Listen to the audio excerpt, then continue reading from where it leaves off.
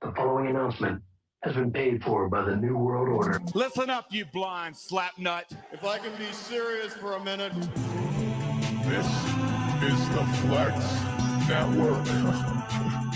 This is the Flex Network. Flex on them. Flex on everybody. The real reason I'm here tonight is because we are live! We flex are NXT.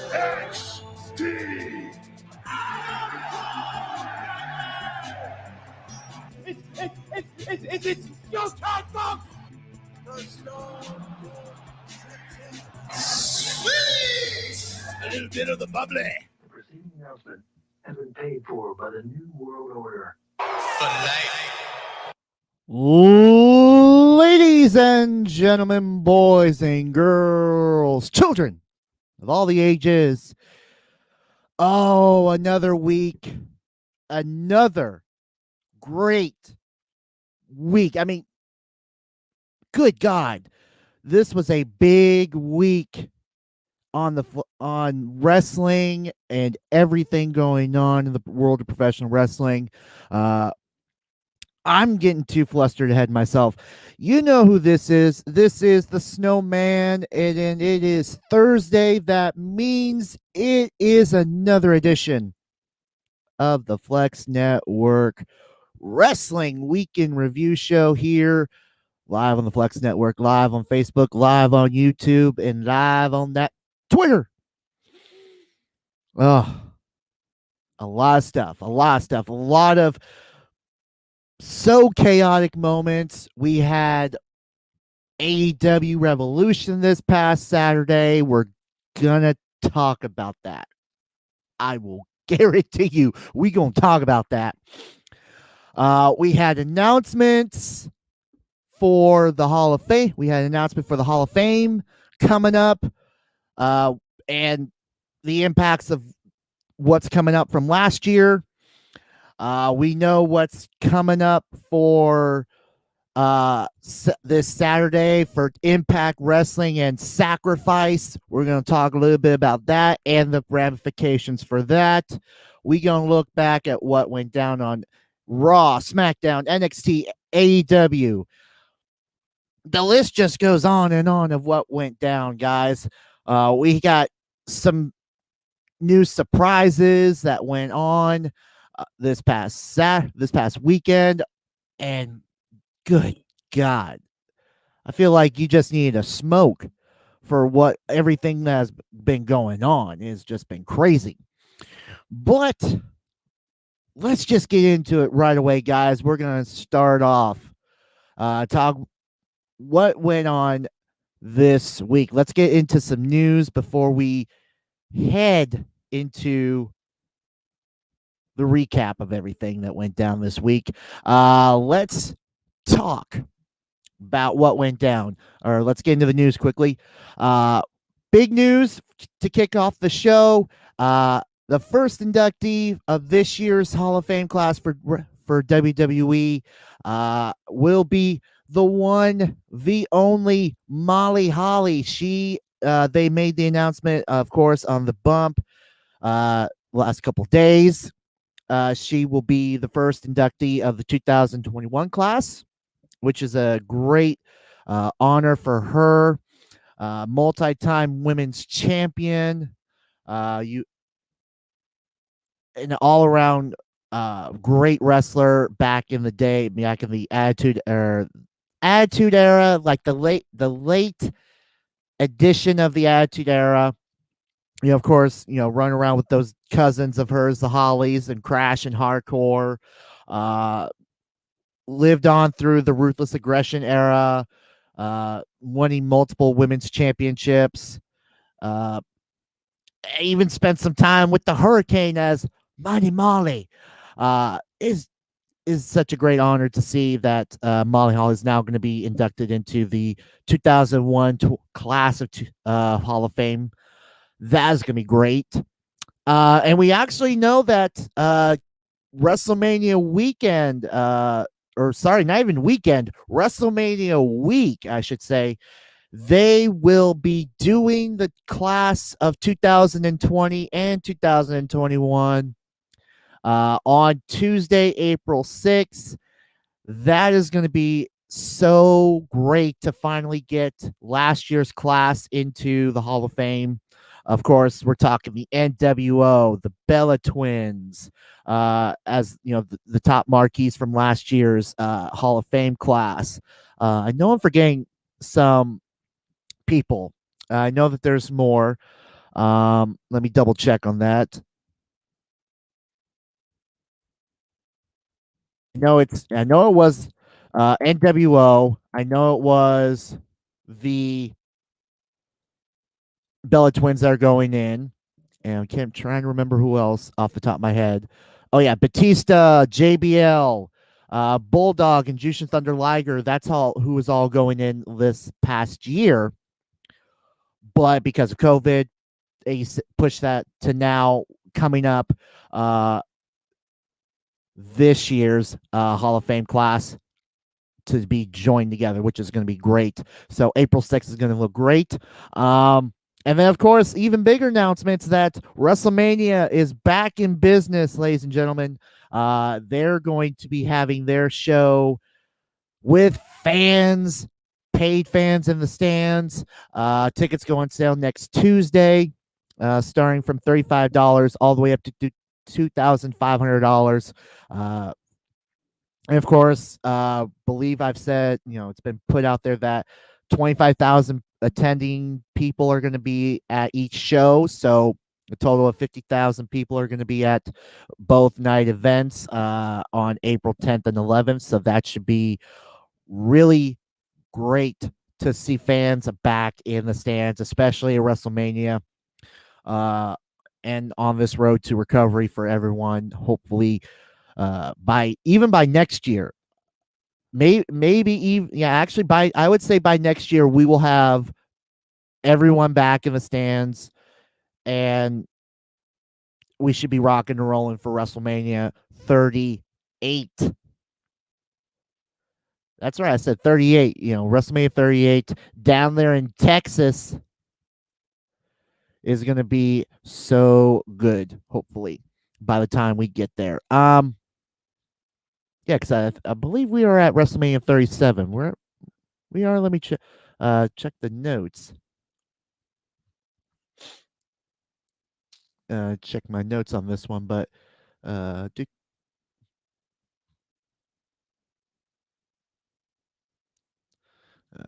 WrestleMania. We're at WrestleMania. Where are we at 36? No, yeah, we are. Yeah, so by WrestleMania 38, we should be back to normalcy where we have a lot of fans in the stands and sold out and everything. That's what I believe. All right. Other big news coming out. Especially for the Peacock transition from the WWE Network. It has been reported that everyone who is currently on the WWE Network will not be rolled over. So that is unfortunate. So that means you're going to need to cancel your subscription. I mean, well, not yet. Now, do not cancel your subscription just yet. But you need to have you need to set up a subscription over on Peacock. And, of course, by March 18th, that's when everything will be rocking and rolling. Of course, with WrestleMania being exclusively to the Peacock service this year, starting with that. We do know that not all the content that's currently on the WWE Network will not be available on March 18th. This is a big rendition of it because you got to think there's like decades-long amount of content that needs to be transitioned over. And of course, it didn't take that long for WWE Network to start bringing the old stuff, all the different companies and stuff like that onto the network. It took time. But we do know March 18th, the content that's going to be available will be pay-per-views from the last year, the last 12 months. Austin's Broken Skull Sessions, WWE Chronicles, the Icons, as well as possibly other documentary series as well. Episode the last year's Raw and SmackDown. And of course, those would be, of course, the same as the new content when it comes out 30 days after its initial airing. And then NXT, the last year, will be posted, and then the new ones will be posted 24 hours after viewing. So that will be even great also for everyone who missed Wednesday. They can go back and check out what went down on the WWE Network 24 hours later on Thursday. And of course, Peacock will continue to add WWE Network content to the library, making the entire WWE Network archive, including all the WWE, WCW, ECW pay-per-views in history available to stream on demand before SummerSlam. So by August, we should have all of the pay-per-views from WWE, WCW, and the ECW days on the network. So again, slow transition to bring everything over to the network, onto Peacock Network. So don't expect, everything that was on the network right now to just be instantly poop right over there on the Peacock service. So it's going to take a little time. But yeah, and of course, all the content, current subscribers need to set up their own accounts over on Peacock, and of course, it costs $4.99 for with the ads, or $9.99 without the ads. So make sure you guys go and check that out. And of course, they're doing a special right now. I think it's like $3 for those who do not already have a Peacock account to get a savings right now. But I don't know how long that is going to last, and how long that price is going to be, if it's for a temporary time and then it gets jacked up. But other than that, we also do know that the schedule for WrestleMania week, and it's going to be a jam-packed, guys, especially on the WWE side. We're going to have on Monday, we'll have Raw. Tuesday, the 6th in April, we're going to have the Hall of Fame class, or the Hall of Fame induction ceremony. That's going to be going on for 2020-2021 class.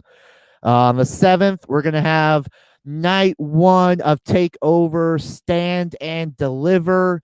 That will be on the USA Network.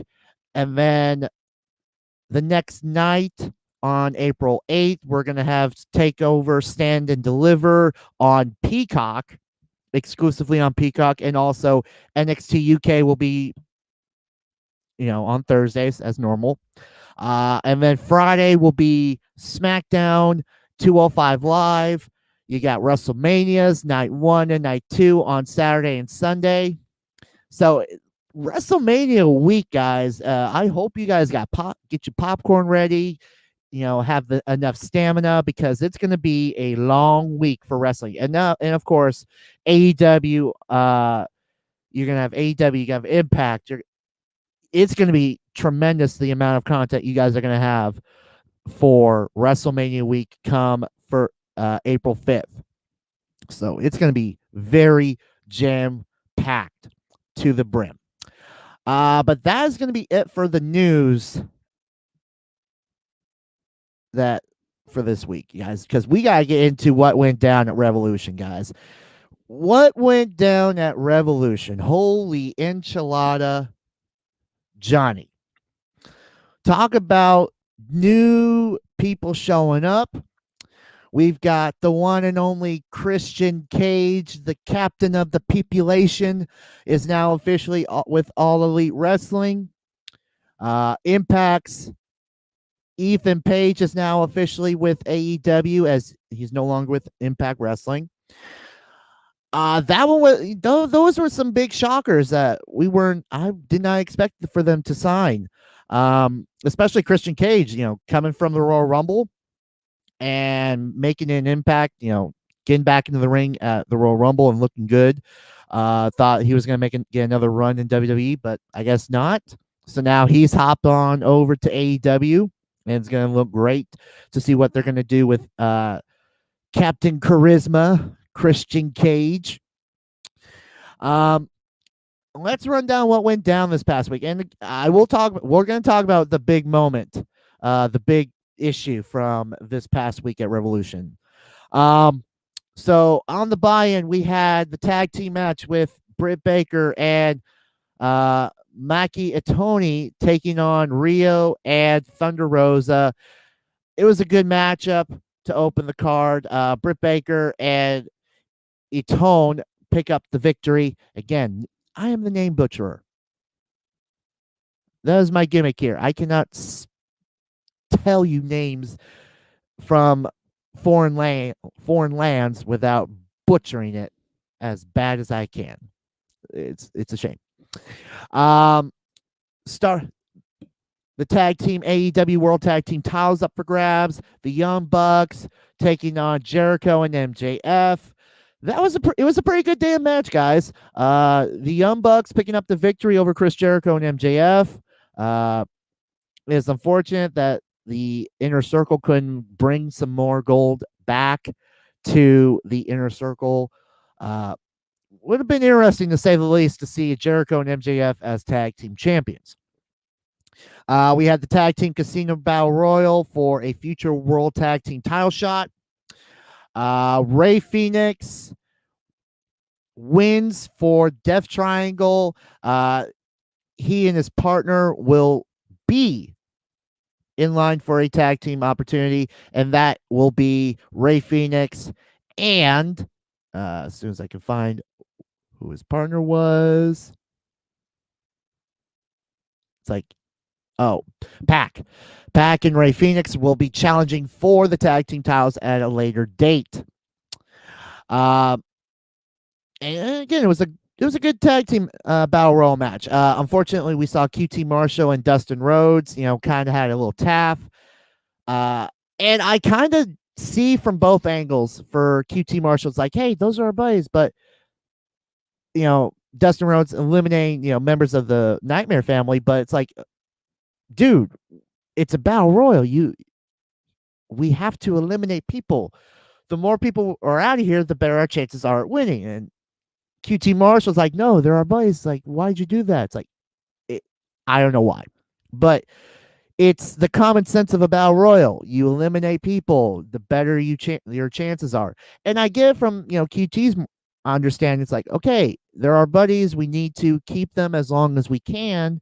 So then, if it gets down to later in the match, we have more allies than we do, people going against us. But it's a catch can of what are you gonna do? It's either you toss out people and better your chances, or you have the worst chances and have more people in the ring and be able to toss you out. So it's unfortunate.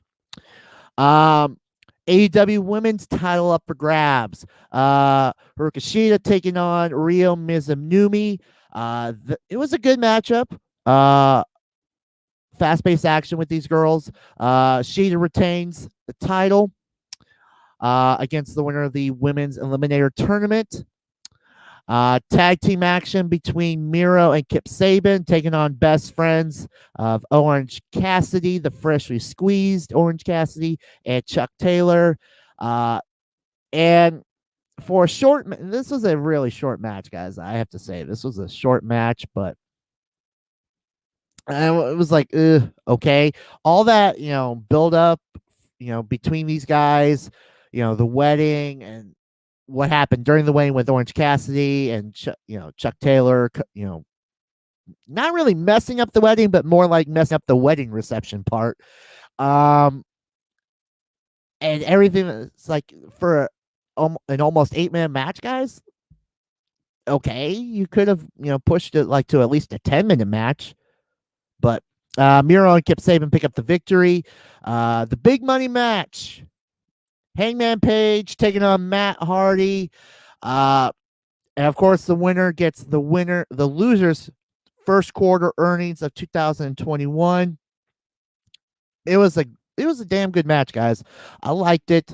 Adam Hangman Page picking up the victory over Matt Hardy, and apparently bought some toys for himself. Bought a riding lawnmower.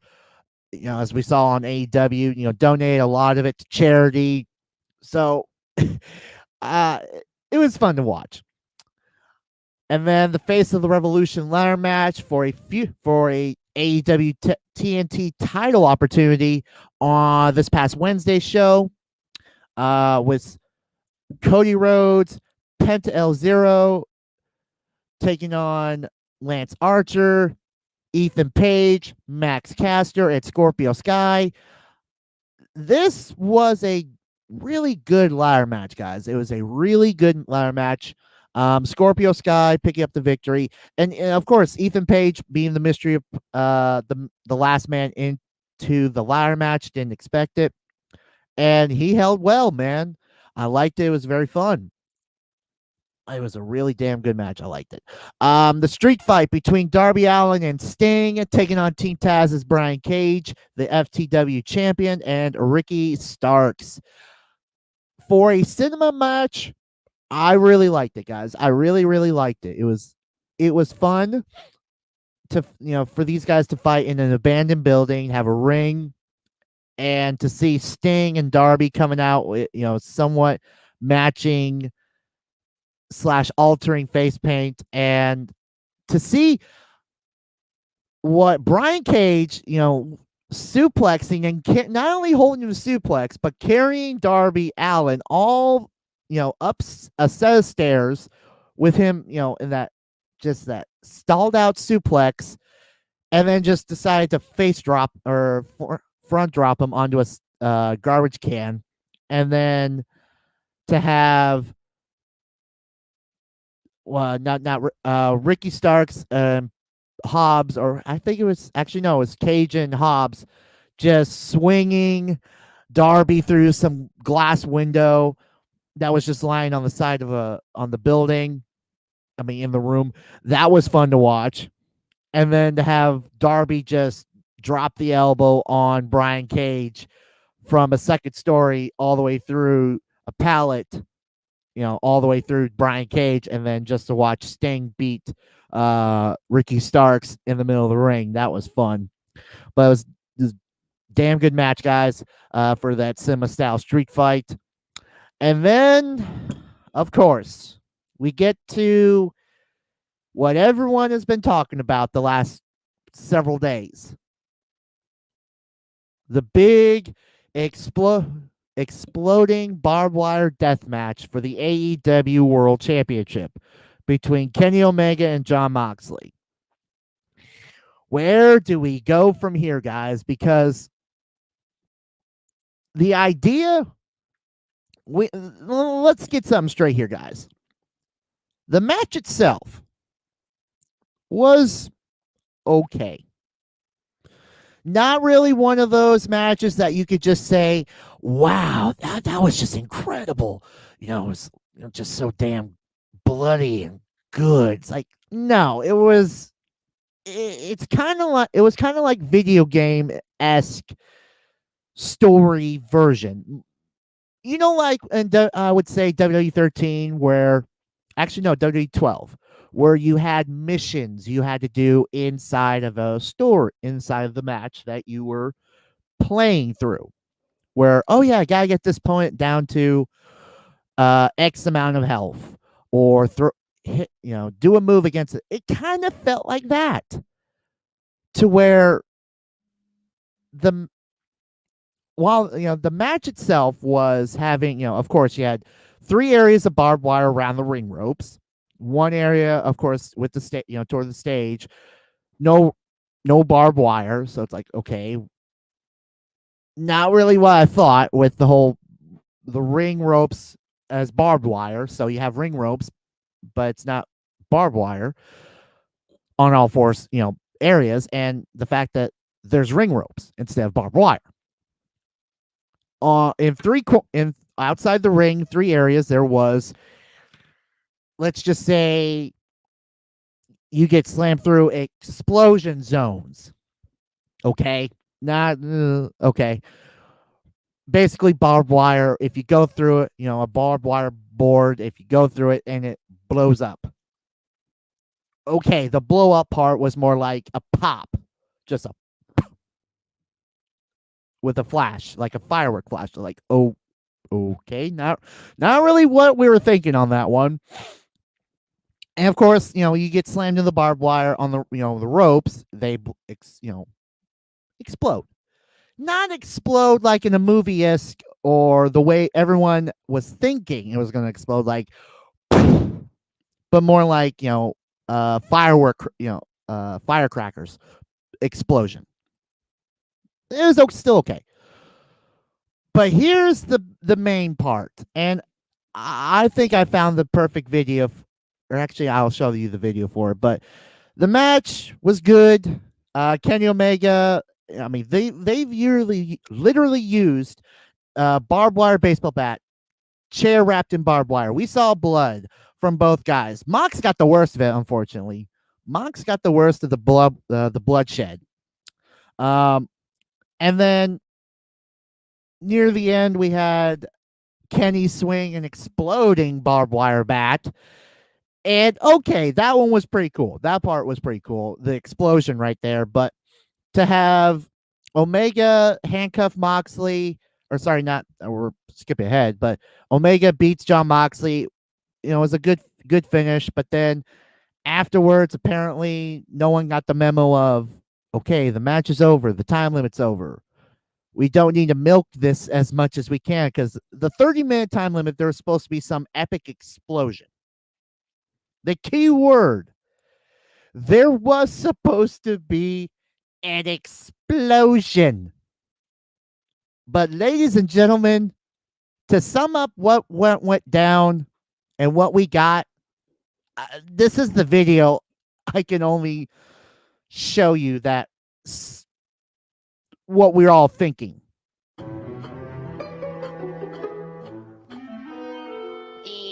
Pardon me, Doc, but could you rent me a U-Dry flying saucer? I've got to get back to the Earth. The Earth? Oh, the Earth will be gone in just a few seconds. Oh, well, don't bother then. No point in wasting money on a flying saucer when the Earth's not gonna... Pardon me again, Doc, but just what did you mean by that crack about the Earth being gone? Oh, I'm going to blow it up. It obstructs my view of Venus. It does? That's a shame.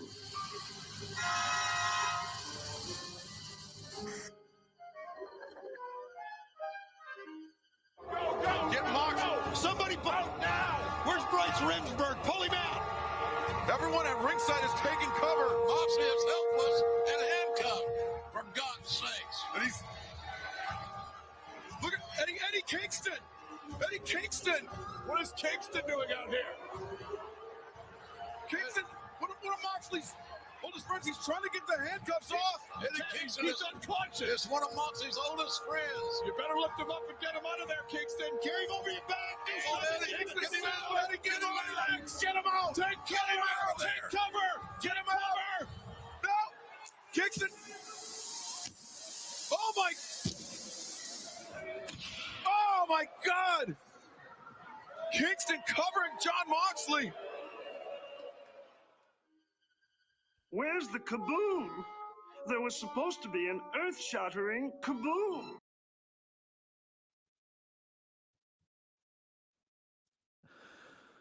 Oh my God. What? All of that. Literally. A 4th of July sparkler set and maybe a firecracker explosion-esque setup. All of that hype. An exploding barbed wire death match, and we get that. Good God, guys. With that seemingly moment is where AEW just decided, all this hype, this great hype that we've been having, great year we've been having. I mean, of course, with the pandemic and everything, great moments, signing Sting and now getting Christian Cage, having these damn good matches, really damn good matches on under our belt. And now we just all that with one bad death match with all that hype of 30, after 30 minutes the ring is going to explode. I'm sorry, but what were you guys thinking? I mean, truly,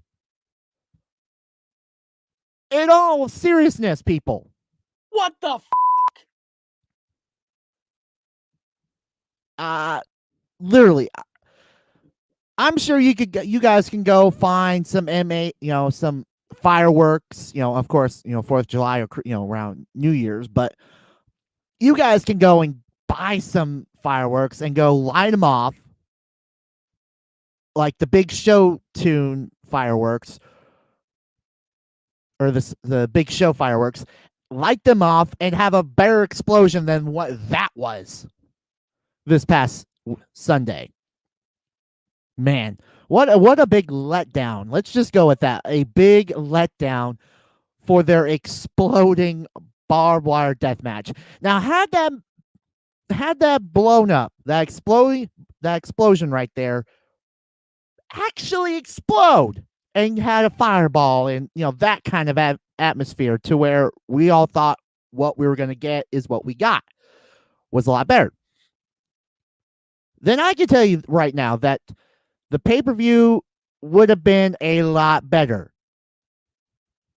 A lot better. But now with everyone looking at it, it's like, really? Okay, guys, what are you guys going to be coming back? What are you guys going to do to dig yourself out of this hole?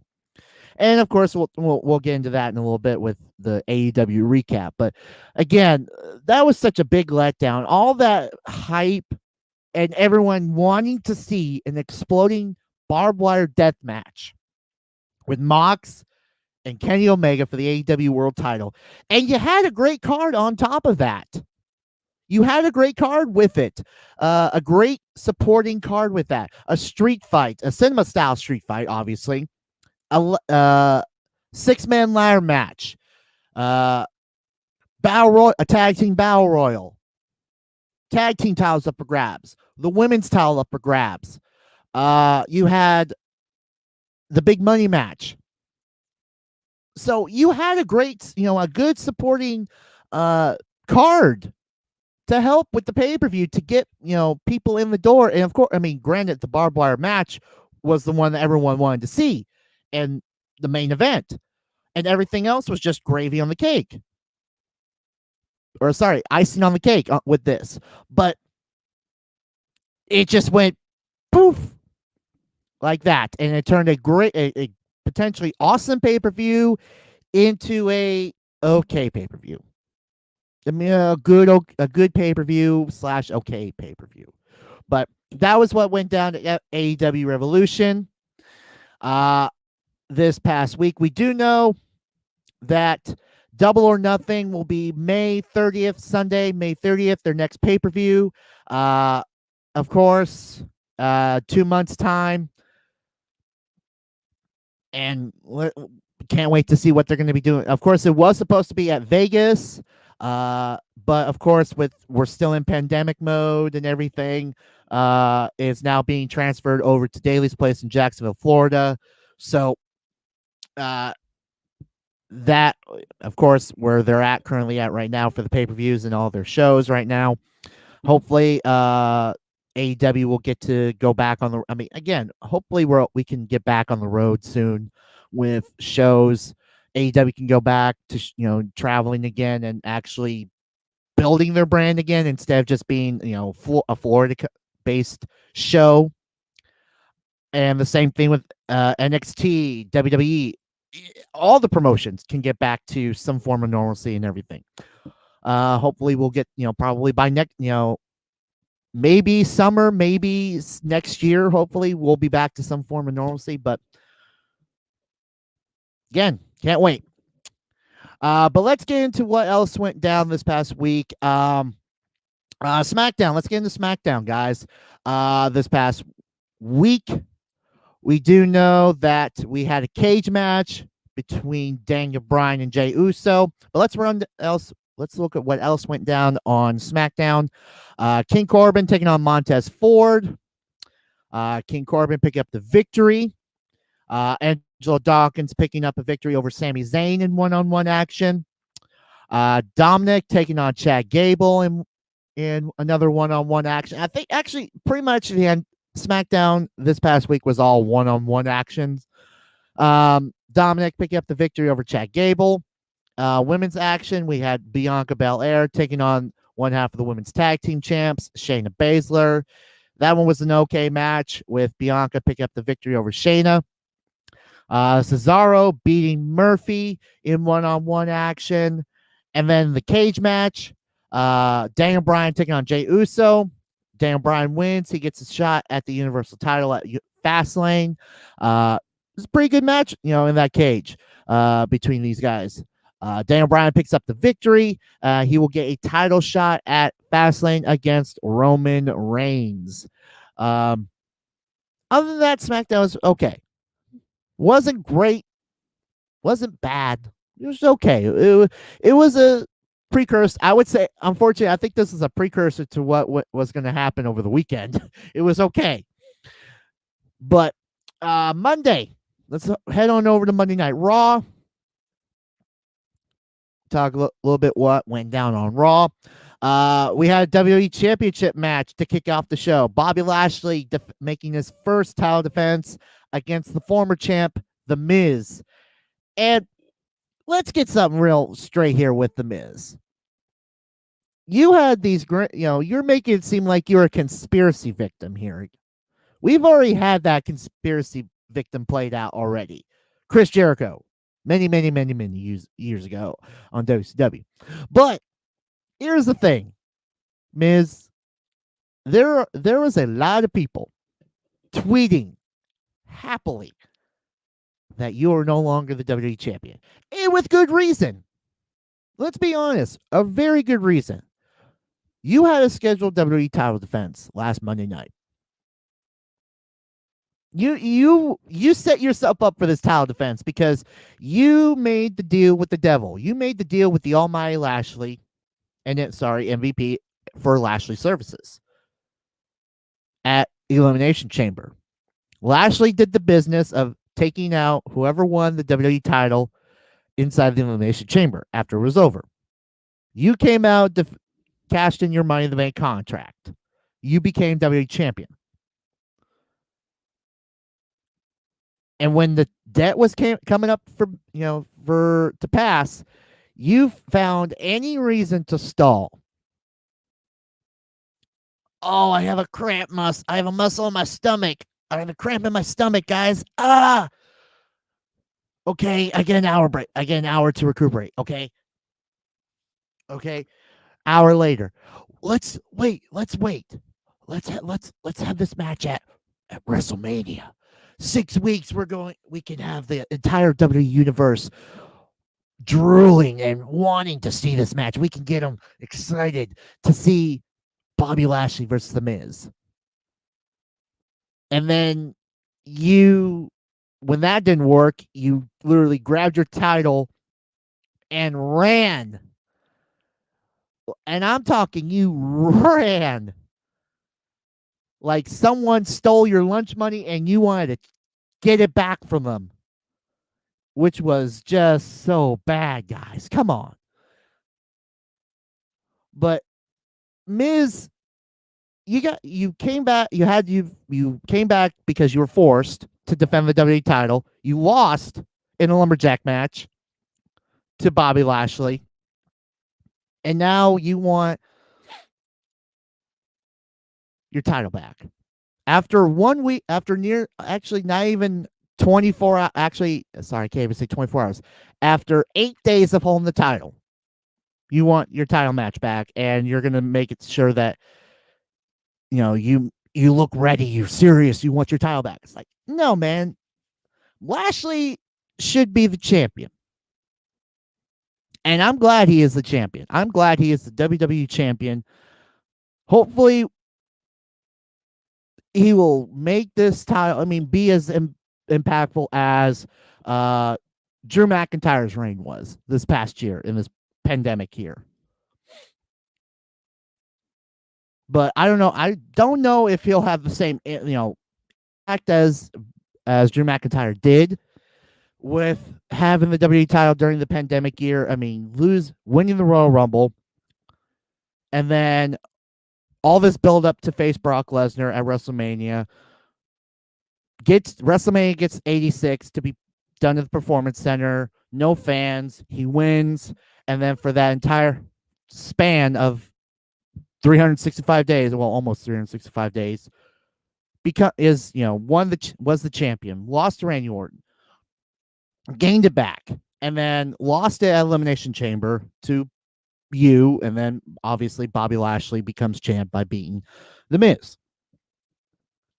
But now we get a chance to see what Bobby Lashley gets to do as WWE champion, and I'm intrigued to what is going to happen between now and WrestleMania, and then hoping to see what's going to happen going forward. If depending on who he's going to be facing at WrestleMania, and whoever wins at WrestleMania, and going forward through SummerSlam, because again, SummerSlam, being the midway point for WWE's wrestling calendar year. Then of course November being the 3/4 of the way. Actually, no, sorry, scratch that. WrestleMania, with Royal Rumble starting the new year, or basically I'm getting my wrestling year mixed up in my calendar, in my head. WrestleMania is the end of the year. Raw after is the beginning of the new year. But SummerSlam would be, I would say, Survivor Series would be the halfway point, but SummerSlam has that more feel like of the halfway point of the year for everyone. And then Survivor Series, Royal Rumble, the road WrestleMania, and all that. But I'm willing to see who's going to be the champ after WrestleMania and all the way through to SummerSlam. Because depending on how well the champion acts between now and SummerSlam is going to really dictate how the year is going to be for WWE, I believe. So, but back to Raw. We actually had a serious Miz for the first time in a while, but it didn't matter because Bobby Lashley made the Miz submit, and he retains his WWE Championship. Drew McIntyre taking on Sheamus, no disqualification, hash it out, match. We didn't get a finish because they literally whooped the hell out of each other. And the nail in that match, unfortunately, was both men taking steel steps, holding them to their face, and just battering ram each other and knocking each other essentially out to the point where the ref had to be like, okay, we're done. Match is over. Give me some help. But I feel like these guys are not done. I feel like at Fastlane, we're going to have the matchup we want. And it's going to be, I would say maybe last man standing is going to be what takes place at Fastlane between McIntyre and Sheamus. There's got to be a winner with these guys.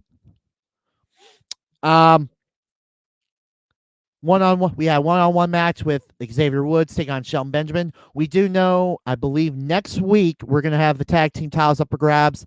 Actually, I think it is. Yeah, next week is going to be New Day versus Hurt Business for the tag team titles.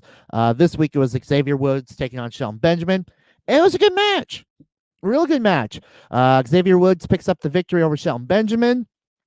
Gets some momentum heading into next week's Raw for the WWE tag team titles. For the Raw tag team titles. Matt Riddle taking on Slapjack in one-on-one competition. Matt Riddle picks up the victory. Okay match. Not really. Actually, not even a good match. Just Nia Jax and Shayna Baszler defending their women's tag team titles against Lana and Naomi. Jax and Baszler pick up the victory and retain their tag team titles.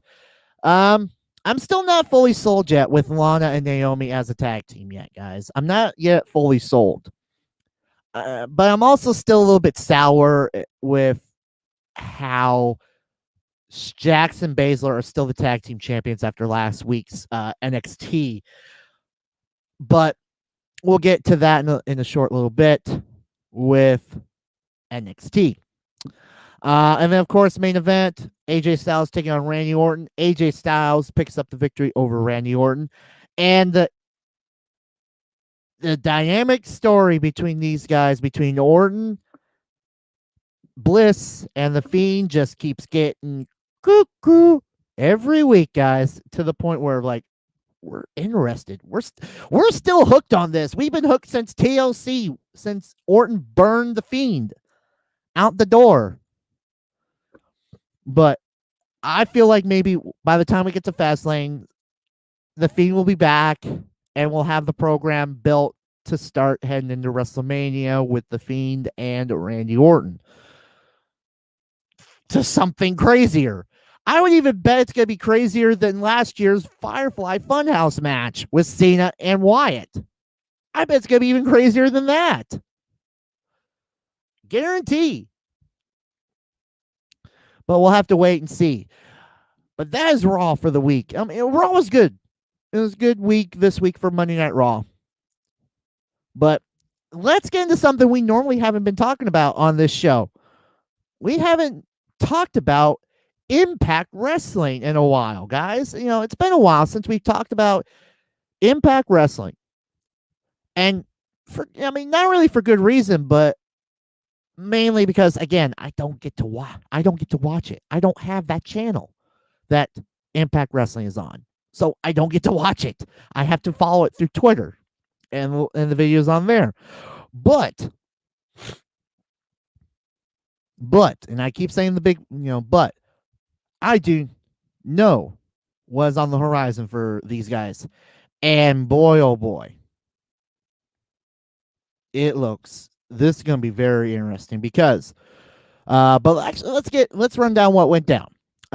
Women's action. We had Jazz taking on Tasha Steelz. Jazz picking up the victory. The legendary Jazz, ECW Jazz, the former WWE Women's, multi-time WWE Women's Champion Jazz, pick up the victory. The Cowboy, James Storm and Chris Sabin taking on Rohit Raju and Shahira. Again, name butcherer right here. And I'm not afraid to admit that. I am the name butcherer. Butcherer. Cowboy James Storm and Chris Sabin picking up the victory in tag team action. We had the contract signing between the Good Brothers and FinJuice for their Sacrifice tag team tag team match this Saturday. Had some drinking, had some fighting in it. It was good. Trey Miguel defeats Sam Beal in one-on-one action. Chris Bay, the former X Division champion and current reigning and defending without a cause, the WAC heavyweight champion of the world, without a cause. Without a cause world champion over here in Everett, Washington. Defeats Austin Ace in a very impactful X Division matchup. I cannot wait to see this guy either regain the X Division championship or even go for that world title over there at Impact. That would be awesome to not only have Chris Bay as the Impact World Champion or X Division Champion again, but also hold on to the Without a Cause world title. Man, it's been a while since we've had Without a Cause, live show. Just saying. Then, of course, ODB taking on Susan. ODB beating Susan in one-on-one action. But we do know the card for this this Saturday's Sacrifice, and with big implications for the future. And it's big, guys. But let's run down the card. What's going to be happening? Tag team title match for the women's tag team title match for the. I cannot get my own stuff straight right now. A tag team match for the Impact World Tag Team titles. Fire and Flava, Kiera Hogan and Tasha Steelz taking on Jordan Grace and Jazz. Tag team action. Impact Knockouts title opportunity for ODB as she will challenge the reigning champion, Donna Prisionero. I want to say that. Impact World Tag Team titles are up for grabs. The Good Brothers taking on Finn Juice. X Division title is up for grabs as TJP will take on Austin Ace. Eddie Edwards taking on Brian Myers in a hold harmless match. Chris Sabin and the Cowboy James Storm will take on Violent by Design in a tag team action. Decay will take on Reno Scum in tag team action. In an intergender tag team match, we're going to have Havoc and Nevea taking on Dashwood and Caleb with a K. I don't know you either. And then in a match with big implications,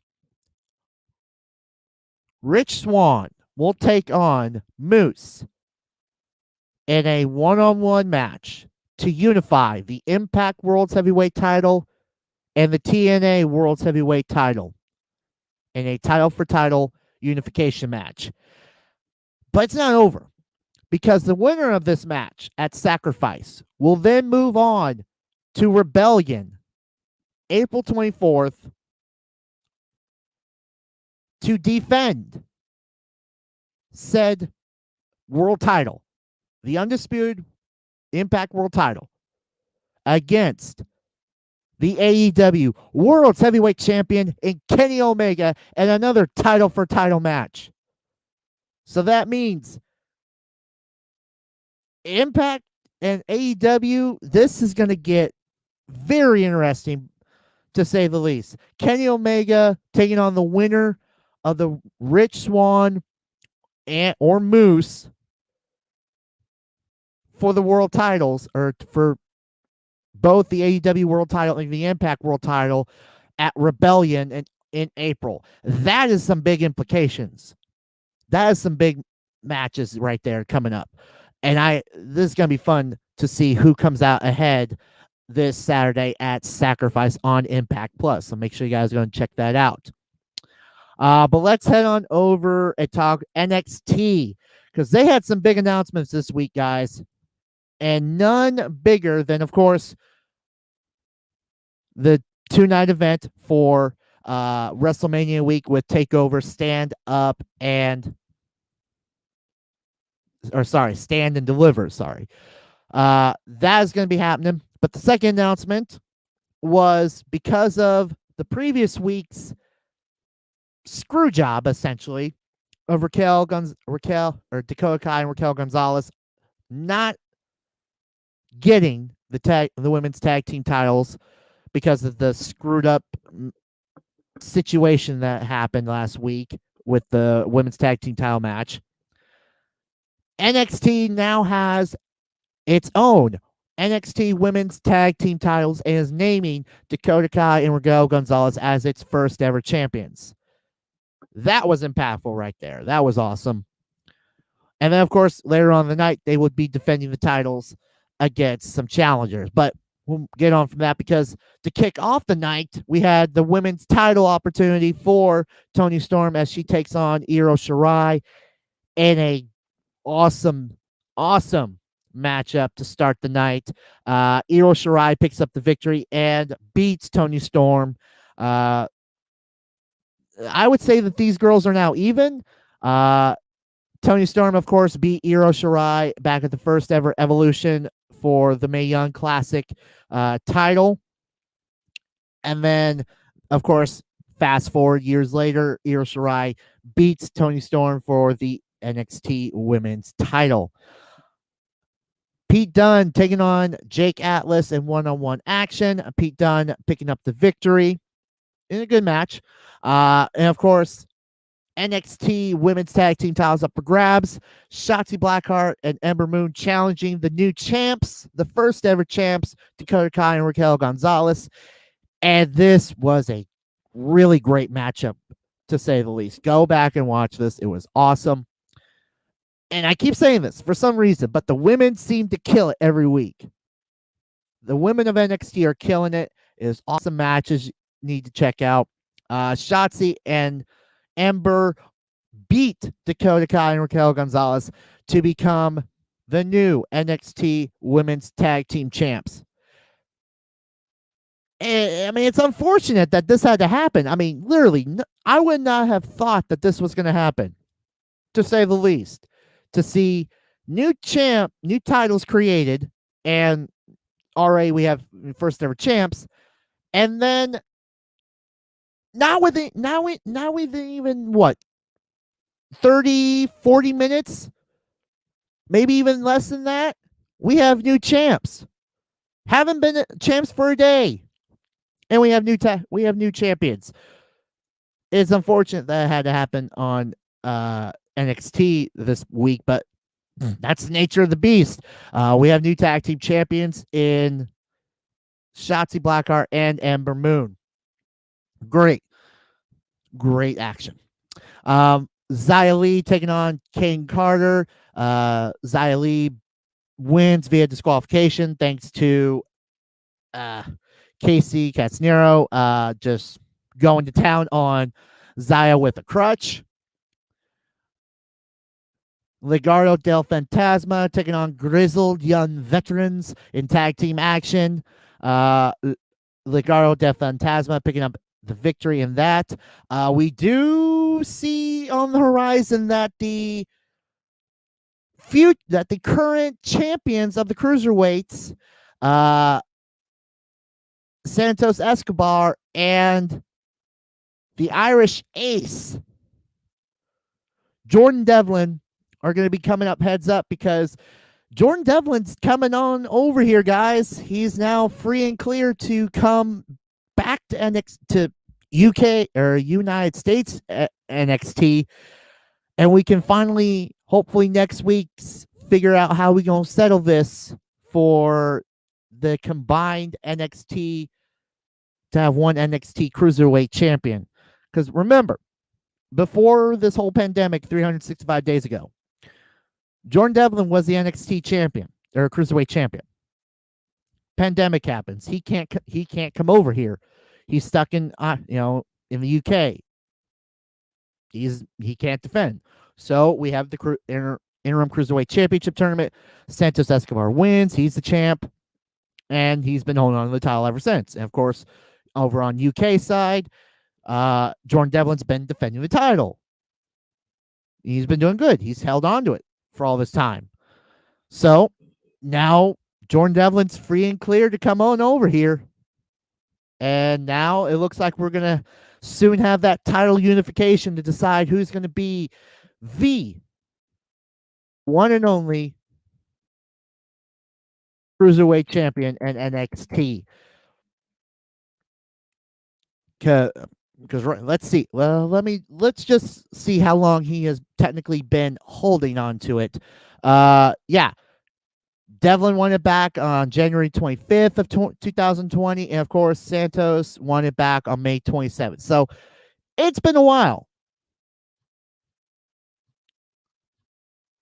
Kurt Reigns. Jordan Devlin's been holding on to it for 411 days plus.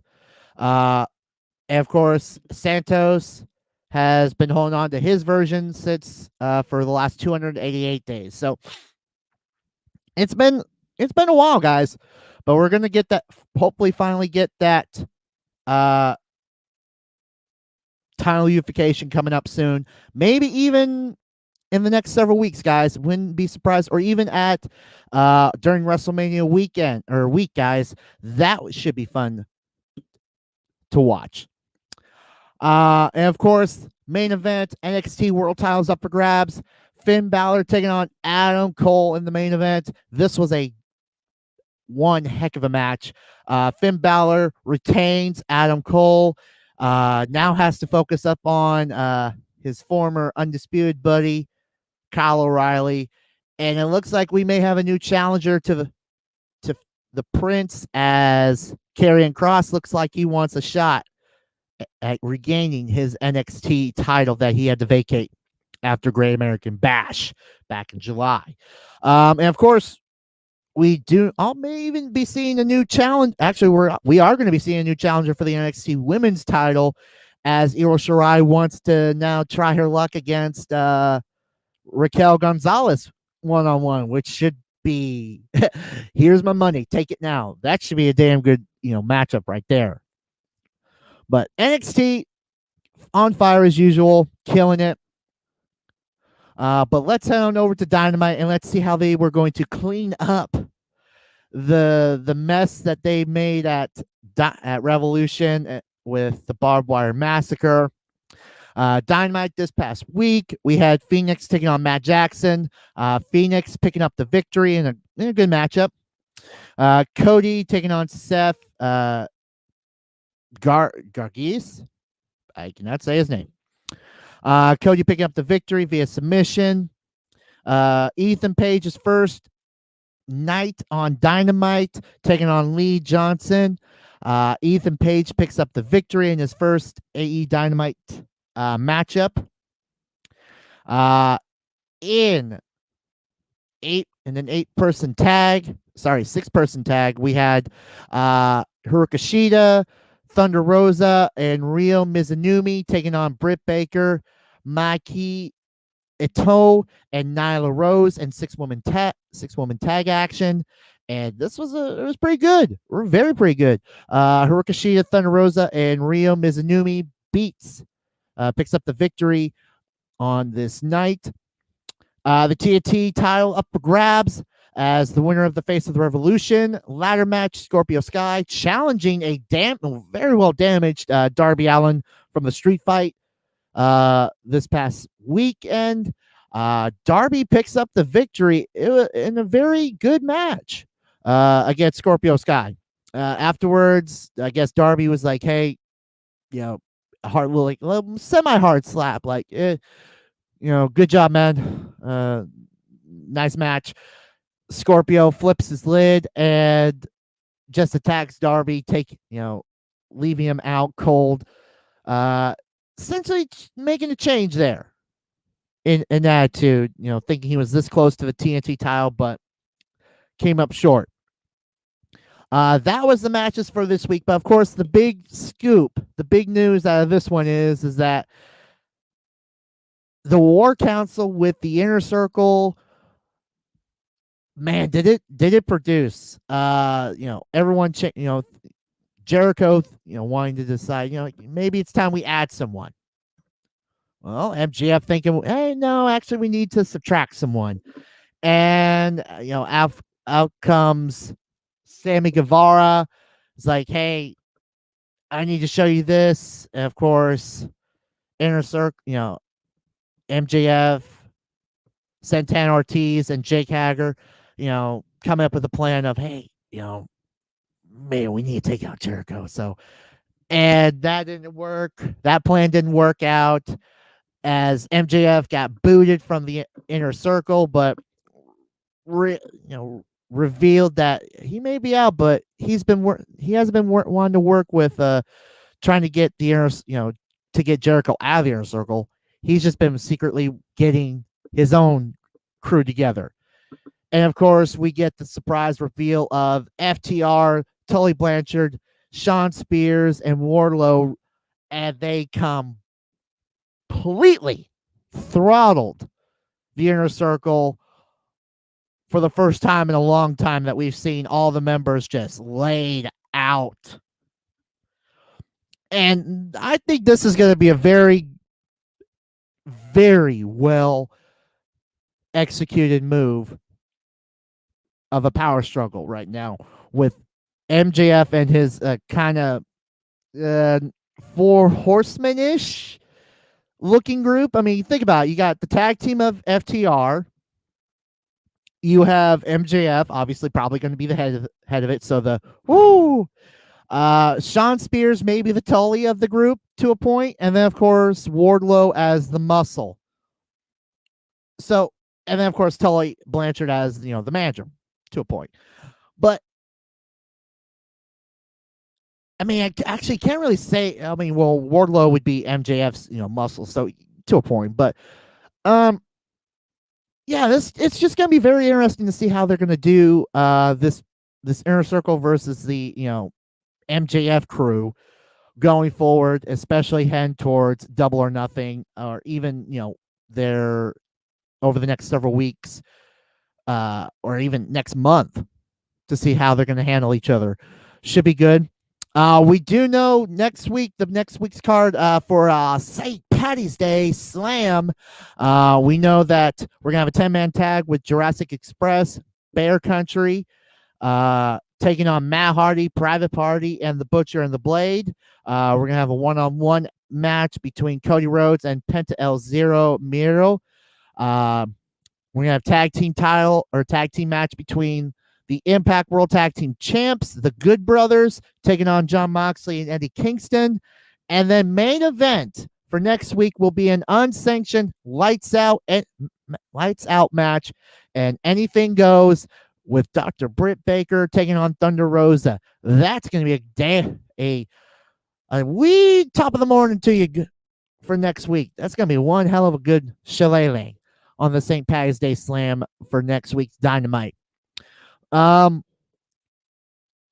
again, I'm going to quickly go a little bit more deeper with Dynamite. Of course, this week, they try, of course, they explain, to a point, try to pass off what went down at Revolution. Of course, with Mox and Eddie Kingston, obviously now back together as, drinking buddies and everything. You got me my drinking buddy back. But what were you thinking, Actually, you know what? Let me find the video for you guys. Because again, the video just doesn't do it justice. That's all I could say is. Oh. And speak of the monk. But yeah, found the video. Well, folks, here it is. The big explanation everyone wants to know about. It's a little embarrassing, but, I'm me. When I went in that ring and I covered my friend thinking there was going to be this big explosion and all these fireworks, I caught a flashback to the last time I had this anxiety. Last time I had this kind of panic where I couldn't breathe. And that's when I was sitting in a jail cell getting ready for court. And I had the guards walking back and forth telling me, we're going to take you to Rikers, boy. We're going to take you to Sing Sing, boy. And everything went black. That's what happened. Go ahead and make fun of it. Call me a coward, less of a man. I'm not speaking for you, and I'm not speaking to you. I'm speaking to those that understand where I'm coming from. Kenny! You think this is a video game? Look at the heat. Look at the heat. That's what I felt in that ring. Look at these hands. I didn't scar them up playing video games. You think you're the Joker? You think this is funny? No, I don't think he was joking. I think he was really going to try to blow me to King. There's no way. I think he was being the Joker, and you're Batman. He wanted to blow. I like that, but I think he really wanted to blow me up for sure. I don't think he's that nuts. 2020. Look, I don't know who paid for that bomb. I hope Tony Impact Khan. definitely did. You know that. Impact paid for the bomb. That makes Definitely. perfect sense. Let me ask you a question. When that bomb came in the mail, did it come in a box with big bold letters that said Acme on it? I've made more explosive volcanoes in 4th grade science class. What the hell was that? Yeah, that Mox. I gotta agree that explosion came directly from the Acme Corporation. I mean, just as the Wile E. Coyote, of how many times he's bought something from there and it turned out to be a dud. But again, that just doesn't do it justice, guys, to say the least. The fact that explosion at this past Sunday, this past Saturday, yes, this past Sunday, literally could have been bought from the Acme Corporation, and it was just too funny. But I feel like the tag team of Mox and Kingston, I think, of course, the last time these guys were against each other was the I Quit match, and that was bloody. That one was a damn good match. I loved it between these two for the AEW World Title. But now, fast forward, and we get this. We get the rejoining of these two. Look, I had an explosive barbed wire death match live on pay-per-view, and all I got was this lousy T-shirt. It's okay. It's a cool T-shirt. It's a cool T-shirt. Win the world championship, Ken. You were the better man that night at Revolution, but I did get a drinking buddy back. I knew that wasn't you, man. I knew that wasn't you out there. World title does crazy things to you, you know what I mean? I know you. I mean, he could have came out, a little bit earlier. I was getting the crap kicked out of me for about 18 minutes by three guys, but now I'm on pay-per-view. I got to get my eyebrows done. I got to put my Timbs on. I don't want to go out my style, B. You know my style, man. It's 1998 forever in my head, B. I can't look bad on pay-per-view, huh? I'm glad you didn't get blown up and everything. Thank you. Same. Even though I wanted to see a bomb go off. Yeah. Kenny, good brothers. If you're going to flash a weapon, you know this. Mm-hmm. You better use it. Oh, good God. Gotta love how they can turn a negative into a positive. It's like, not the best way to explain it right there. But again, this past Saturday, all that hype to get ruined by Acme Corporation and its seemingly great explosions.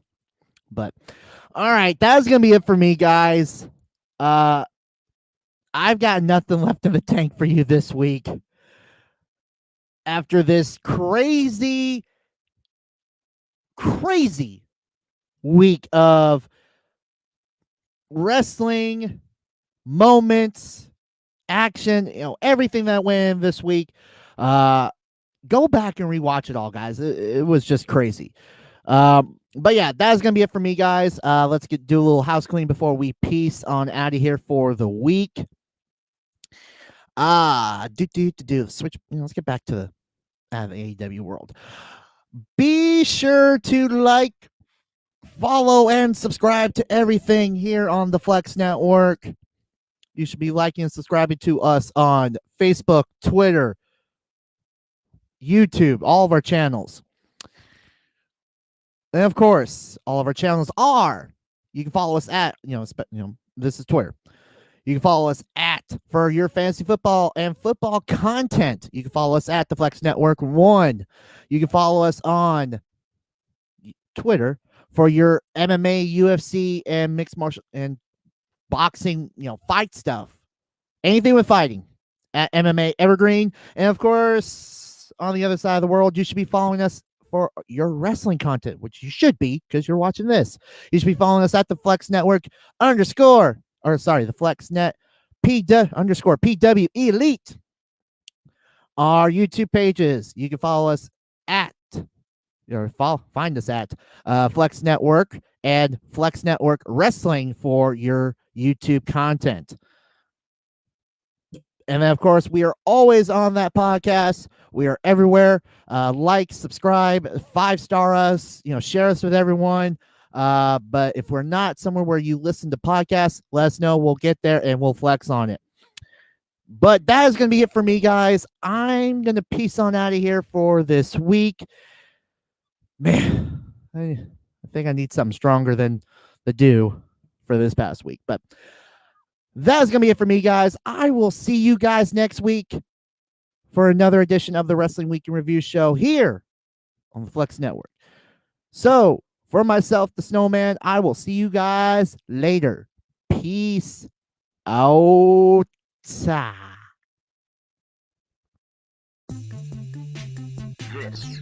been the Pro Wrestling Week in Review show. You got some fellow Canadians. But when you're from Calgary, Where's that? Alberta, Canada, a one-way first-class ticket to Larryland. What is it with you folks coming to Florida? Stay in your own country. This is the Flex Network. This is the Flex Network. Flex on them. Flex on everybody. Right here. Why me? Why me?